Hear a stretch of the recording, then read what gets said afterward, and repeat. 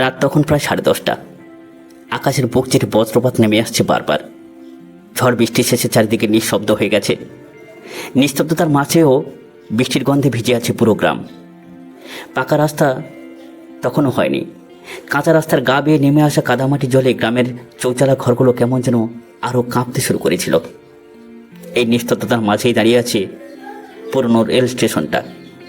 কোনো ট্রেন আর এখানে এসে থামে না। একসময় ছিল মানুষের আনাগোনা, কোলাহল, টিকিট কেটে আসা যাওয়া, আর সেখানে শুধু ভাঙাচোরা প্ল্যাটফর্ম আর বাতাসের হাহাকার ছাড়া আর কিচ্ছু থাকে না। স্টেশনের ভেতরে একটা ছোট্ট ঘর, যেটা আগে ছিল স্টেশন মাস্টারের অফিস। দরজার একপাশে হেলে পড়া পুরনো আলমারি। স্থানীয় এক তরুণ মাটির চোরাবালি কেটে কাঠ সংগ্রহ করতে গিয়ে হঠাৎ আলমারির তালা ভেঙে ফেলল। কাঠ ভাঙার শব্দে ঘর ময়ে ধুলো উঠতে লাগলো। ধুলো পরিষ্কার হতেই না হতেই দেখতে পেল একটা হলুদ রঙের পুরনো চিঠি। চিঠির কাগজে প্রায় নষ্ট হয়ে গেছে, তবু কালি এখনো মুছে যায়নি। তরুণ কৌতূহল নিয়ে চিঠি খুলে পড়া শুরু করলো। প্রথম লাইন পড়তেই তার শরীরটা কেঁপে উঠল। আমি প্রতিদিন অপেক্ষা করি শেষ ট্রেনের বাঁশি শোনার পরও তুমি ফিরছ না। তরুণ নিঃশ্বাস বন্ধ করে চিঠিটা বুকে চেপে ধরল। কেন জানি না, মনে হল এটা কেবল চিঠি নয়, কোনো হারানো কান্নার প্রতিধ্বনিও বটে। কে লিখেছিল, কাকে লিখেছিল, আর কেনই বা লিখেছিল, আর কেনই বা হারিয়ে যাওয়ার গল্প এখানে লেখা আছে। সেই গোপন কাহিনী আমরা আজকের জেনে নেব। গ্রামেরই এক মেয়ে, নাম রূপা। শৈশব থেকে সে ছিল অন্যরকম। বয়স তখন 18, কিন্তু চোখে মুখে এক অদ্ভুত দীপ্তি। গ্রামের সকলে বলতো রূপার হাসি মানে সূর্য ওঠা, আর তার হাসি চারপাশে আলোকিত করে দেয়। রূপার বাবা মারা গেছেন বহুদিন হলো। মাই ছিল একমাত্র আশ্রয়। মা দিনের পর দিন সেলাই করে, কখনো অন্যর বাড়িতে কাজ করে সংসার চালাতেন। কিন্তু যত কষ্টই হোক, মেয়ের মুখে হাসি ফোটানো কোনোদিন সে কার্পণ্য করতো না। রূপার বাল্যময় বন্ধু ছিল করিম, বয়স 20। মাঠে খেলে, গাছে উঠে কাঁঠাল পাড়ে, নদীতে সাঁতার কাটে, সবই তারা একসঙ্গে করেছে। ধীরে ধীরে বন্ধুত্বের মধ্যে তৈরি হলো একটা গভীর টান। করিম স্বপ্ন দেখতেও শহরে গিয়ে চাকরি করবে। গ্রামে তো তেমন কিছু নেই। শহরে গেলে কিছু টাকা রোজগার করবে, সংসার পাতবে। প্রতিদিন সন্ধ্যা নামে রূপা দৌড়ে যায় স্টেশনে। সেখানে দাঁড়িয়ে অপেক্ষা করতো করিমের সঙ্গে। দুজনের বসার জায়গা ছিল প্ল্যাটফর্মে ভাঙা বেঞ্চ। করিম মাঝে মাঝে রূপার দিকে তাকিয়ে বলতো, দেখছিস, একদিন আমি শহরে যাব, কাজ নিয়ে ফিরে আসব। তখন তোকে নিয়ে প্ল্যাটফর্মে দৌড়বো না, বরং নিজের সংসার করব। রূপা মুচকি এসে উত্তর দিত, তুই গেলে আমি একা হয়ে যাবো রে করিম। আমি তখন কার সঙ্গে ট্রেনের বাঁশি শুনবো? করিম হেসে বলতো, তুই একা থাকবি না, আমার প্রতিশ্রুতি, আমি ফিরবই। শেষ ট্রেনের বাঁশি যখন কানে ভাসত, রূপার বুক ধকপক করে উঠত। শব্দটা তার কাছে লোহার চাকার আওয়াজ নয়, বরং প্রতিশ্রুতির প্রতিধ্বনি। একদিন সত্যিই করিমের শহরে যাওয়ার সিদ্ধান্ত নিল। মা মেয়ে করিমকে বোঝানোর চেষ্টা করলো, শহরে গেলে কত কষ্ট তুই সামলাতে পারবি। কিন্তু করিমের জেদ, কিছু না কিছু সে করবেই, খেটে খেলেও টিকে থাকবে সে। বিদায়ের দিন রূপা কেঁদে বলল, করিম, তুই আমাকে ফেলে যাচ্ছিস, আমি তোকে ছাড়া কিভাবে বাঁচব রে? করিম হাত ধরে বলল, এটা ফেলে যাওয়া নয় রূপা, এটা আমাদের ভবিষ্যৎ। আমি লিখব, তুই অপেক্ষা করিস, আমি একদিন ফিরে আসবই। সেদিন শেষ ট্রেনে বাঁশি বাজল। করিম ট্রেনে চেপে বসল। জানালা দিয়ে হাত নাড়তে নাড়তে করিম অন্ধকারে মিলিয়ে গেল।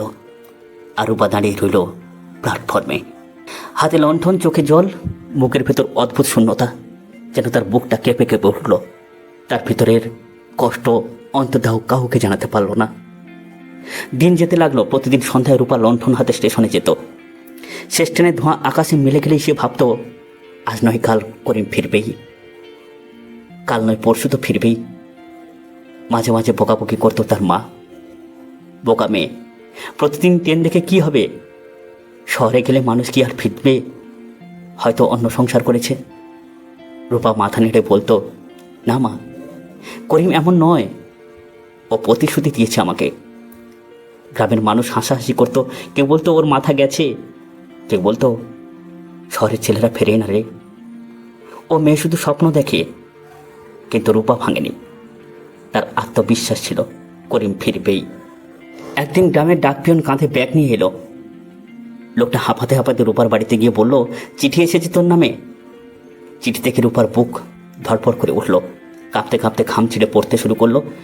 চিঠিতে লেখা, রূপা, শহর বড় অচেনা, কাজ খুঁজছি, দিন কেটে যাচ্ছে শুধু লড়াই করে, কিন্তু তুই অপেক্ষা করিস, আমি একদিন ফিরবই, তখন তোকে নিজের হাতে ঘরে নিয়ে যাবো রে, তোর চোখে জল মুছে দেবো আমি। রূপার চোখ ভিজে গেল। সে দৌড়ে গিয়ে প্ল্যাটফর্মে দাঁড়ালো। চিঠি বুকে চেপে রেখে কল্পনা করলো করিম নামছে ট্রেন থেকে, ব্যাগ হাতে তার, হাসি মুখে ডাকছে, রূপা, রূপা, রূপা। হঠাৎ তার চোখ ভিজে উঠল।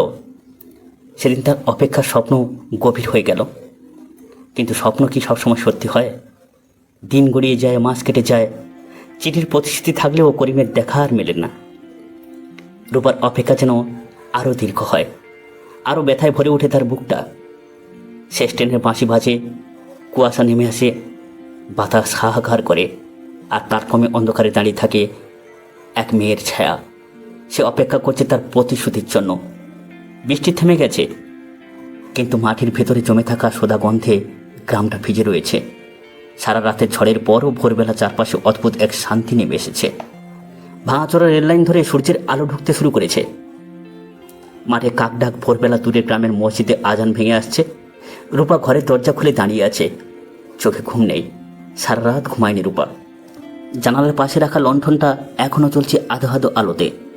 মা কাঁথা কাইস দিয়ে শুয়ে আছেন, কিন্তু মেয়ের দিকে চোখ রাখছেন এক ফাঁকে।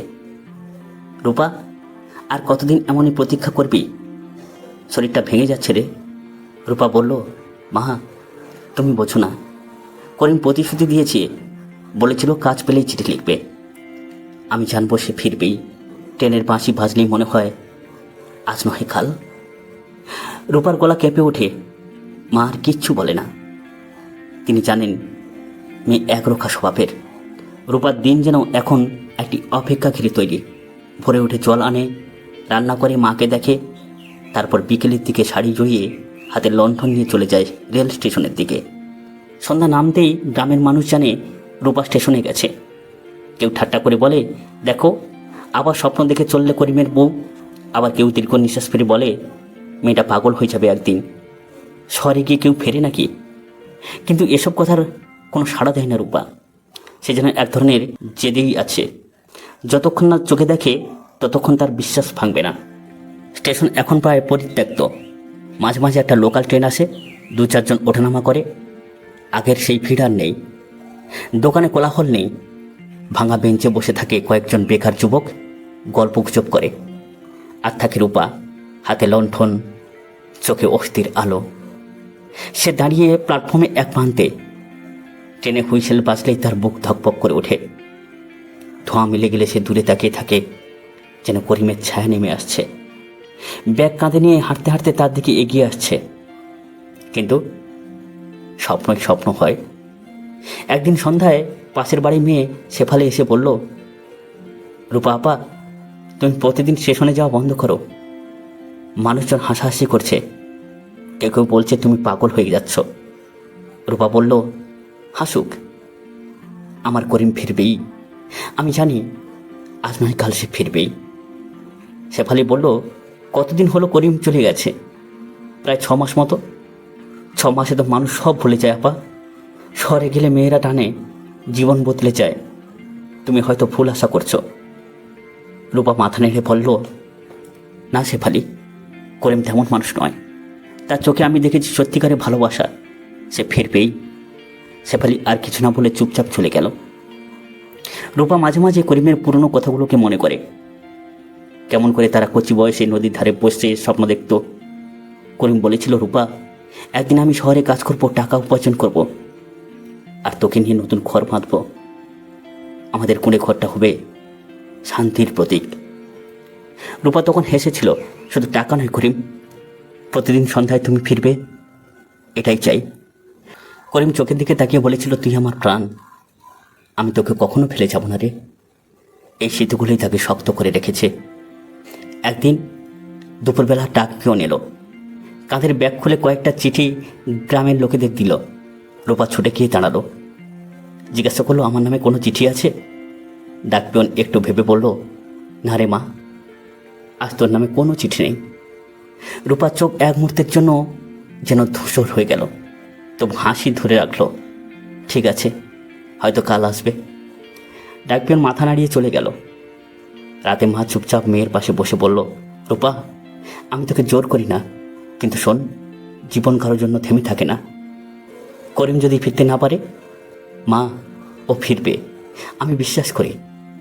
মা আর কিচ্ছু বললে না, শুধু মেয়ের মাথায় হাত রেখে চুপ করে বললেন, যেটা ভালো বুঝিস তাই কর। গ্রামের লোকের কটাক্ষ, ধীরে ধীরে গ্রামের মানুষ রূপাকে নিয়ে নানান কথা বলতে শুরু করলো। কেউ বলল, মেয়েটা উন্মাদ হয়ে গেছে। আবার কেউ বলল, আরে, শহরে গিয়ে করিম নিশ্চয়ই নতুন সংসার করেছে।